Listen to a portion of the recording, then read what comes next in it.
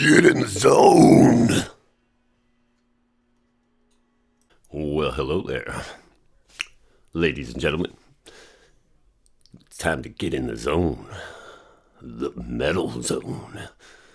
As promised, I'm going to chug away at some of these reviews up tonight. We're going to cover the FireFly Buckethead Baritone tribute.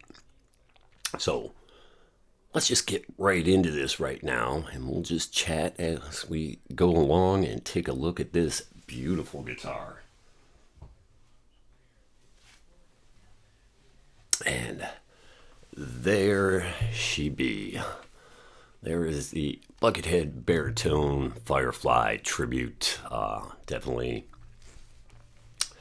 27-inch scale, so I think true to the Gibson Buckethead. And not sure if the body is a little bit bigger. It by my measurements that I've done, it's a little bit thicker, a little bit wider than FireFly's standard Les Paul. And I don't know. I have to do some investigation. Don't know if this is chambered out like the Buckethead Baritone is, because his guitar is quite large, and this is quite a large guitar. The scale, 27-inch. So the shorter of the three baritones that I now have from FireFly. This was the first one I bought. Was getting ready to pull a trigger on one of the, Fender style offset body baritones that they had, and then this just popped up, and I was like, oh, that's intriguing. I was aware of who Buckethead was, but really had to do a little bit of deeper dive into his body of work after getting this tribute. And he's an amazing guitarist, crazy style of playing that he has, playing on such a long scale, but he's a really big dude, really big, long, spidery fingers. So, but back to this 27-inch scale. Got our classic stainless steel ball end frets. My only complaint with the ball end frets is if you ever do get a little too aggressive, not on all of them, sometimes you can snag a string on there. I don't know if maybe the frets need to be tampered down a little bit more, or maybe use something to seal the ends of these. This one, most of these are seated pretty well. I don't think I've had an issue with this particular one. I got two humbuckers, white humbuckers. Got your three-way selector, bridge, both, and your neck pickup. Rosewood fretboard, no fret indicators. So again, just like with the other baritone, and yet the other baritone, it could annoy some bandmates if they have no reference point to see where you're at on your neck. You do have dot indicators on the top of your neck on the sides, so that's handy for you. I've had to get used to playing these without having fret indicators too. It takes a little bit of getting used to. You do have the dots, but sometimes when you're just playing or, yeah. But you should know where you're at on your neck. I put my guitar down for a long time, so I've only been playing now for maybe about 5-6 months at this point, really picking it back up and seriously playing. So fit and finish on this is fantastic. It's just a great looking guitar. There's some little flaws. There was a little speck here. Didn't notice that till today. Maybe I'm just looking at this with greater scrutiny now that it's up for review and trying to give you guys a good review of it. But yeah, they list this as Alpine White, and I'm not sure if that's what Buckethead Gibson model is actually considered an Alpine White. I've owned a couple Alpine White BMWs in my day, so never thought I'd own a white guitar, but here I am, and I dig it. And hey, I've never turned my nose at Alpine white BMW. It's a classic. And we have binding all the way around on the back. It's like maybe a triple, or I don't know how many plies. It's a thick binding. It's a I don't know how well this is going to translate on camera, but it is definitely a different shade of white than the paint and lacquer on the guitar. But yeah, well done. Set neck really well. Of course, we have some locking tuners on the back. These seem to work pretty well. The locking feature works. They are a little bit not the smoothest feeling, but they don't slip and they catch and bring it to tune pretty well. We've got the flute back here, and you can see where that binding cuts in on that neck. Not sure if this is going to show up on the camera as well. Lights and white, so. And, the headstock looks great. The binding around the headstock, if you look really, really close at the binding on this, you may see some flaws, but, considering a price of this, I think it was $220, $230, get your shipping, you're about $250, $260. I can't complain, fantastic. The bridge, I've had to raise and lower this after my string change. I did have to tweak the truss rod, and I do think I'm going to have to probably do that one more time, and just give it an adjustment, let it settle, see how it does, and then, this guitar didn't really have any issues until I did change the strings, and I did not adjust the bridge at all. It was basically almost bottom out when it came out of the box, and played pretty well. Did have a little bit of some noise down low here, and then I noticed the neck was bowed a little bit, so it did need some little cranking on the old truss rod, and it'll probably need a little bit more cranking. Trouble is I am up here in the great north of America, where it may be 50 degrees for a day or two and then drop to 20 degrees for 3-4 days. Our winters are, something else these days, Michigan or Ohio, same. If you don't like the weather, wait 5 minutes. And so, you're running your forced air, temperature changes, warm days, try to open up and get some fresh air in the house, so changes can happen.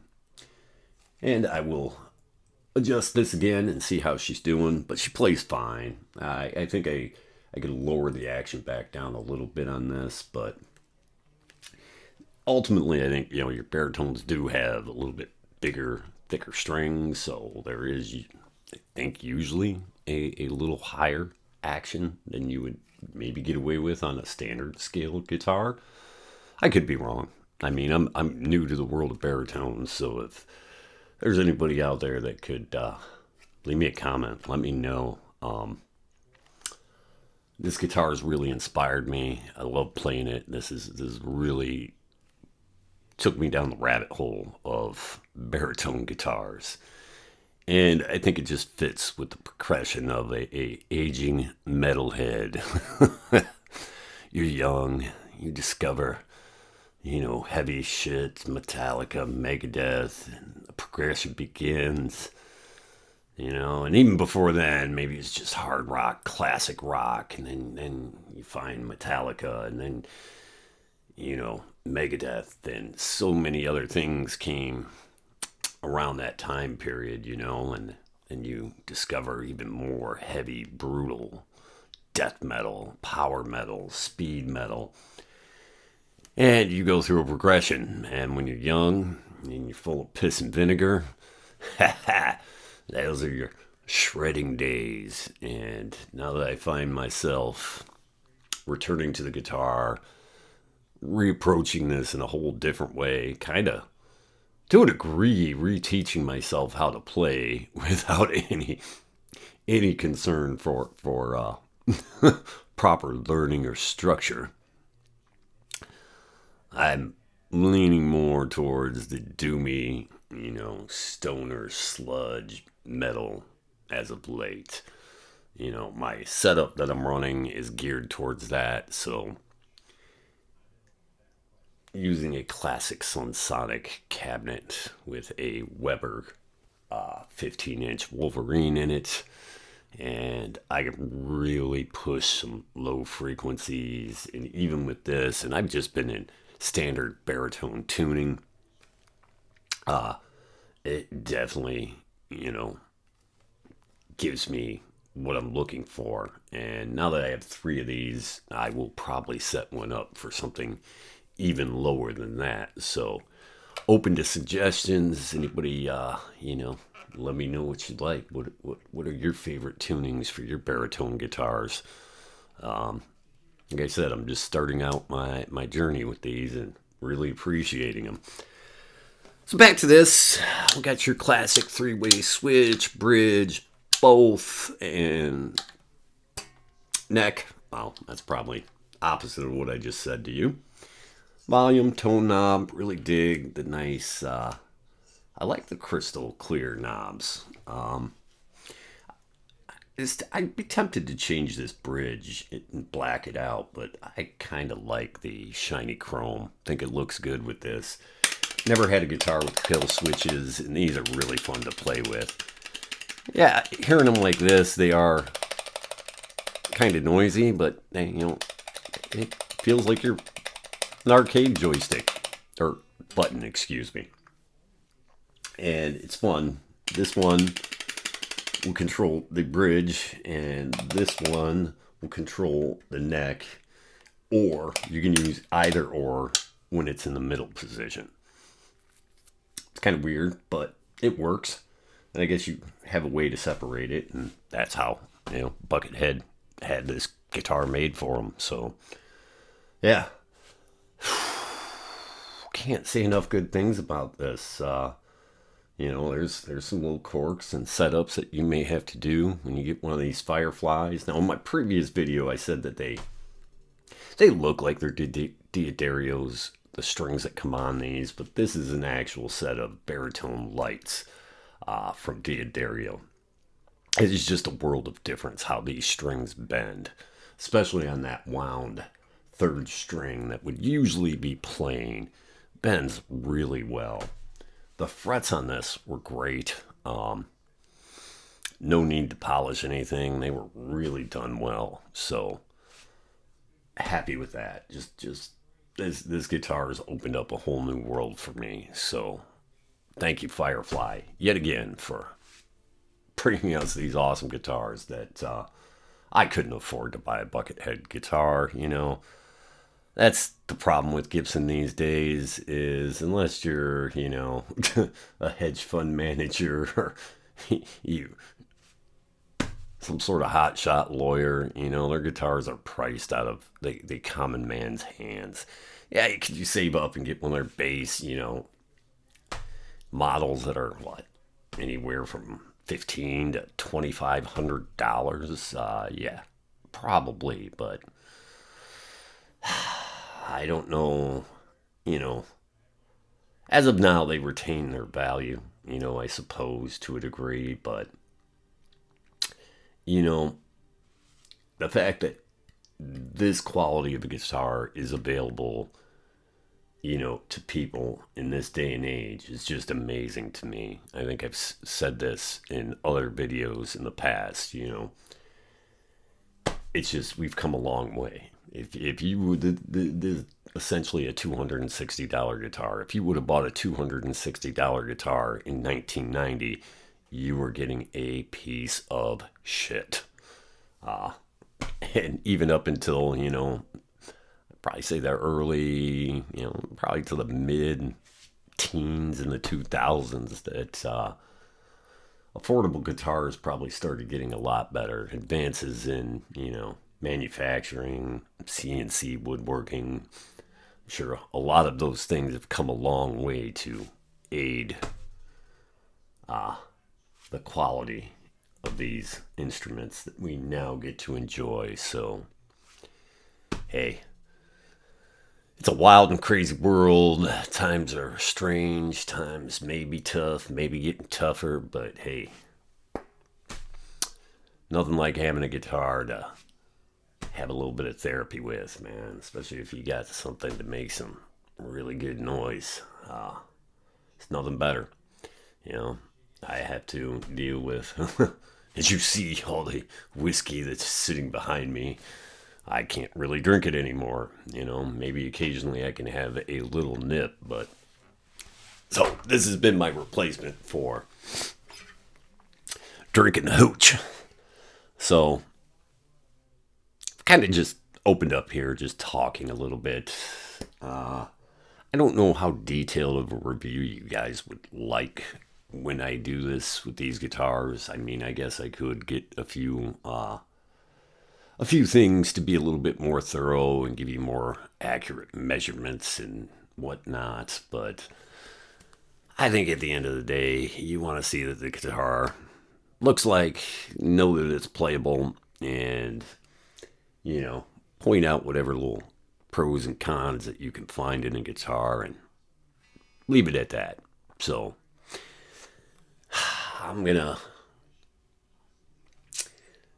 cut away here in a minute, plug this in, give you a little sample of how she sounds, and if you guys like this, again, give me a like, give me a subscribe, leave a comment. Love the feedback, especially, like I said, I'm new on this journey, so any help or recommendations towards setups, tunings, string preferences.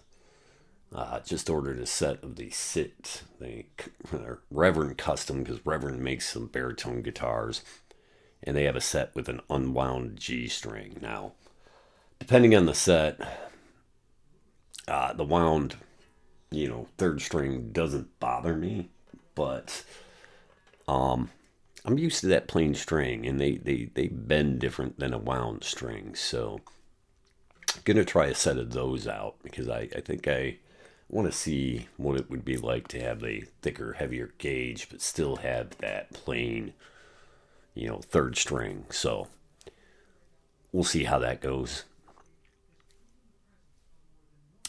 Thanks for coming to the zone. Have a little dose of some metal talk, a little guitar review. Let's see how this thing sounds.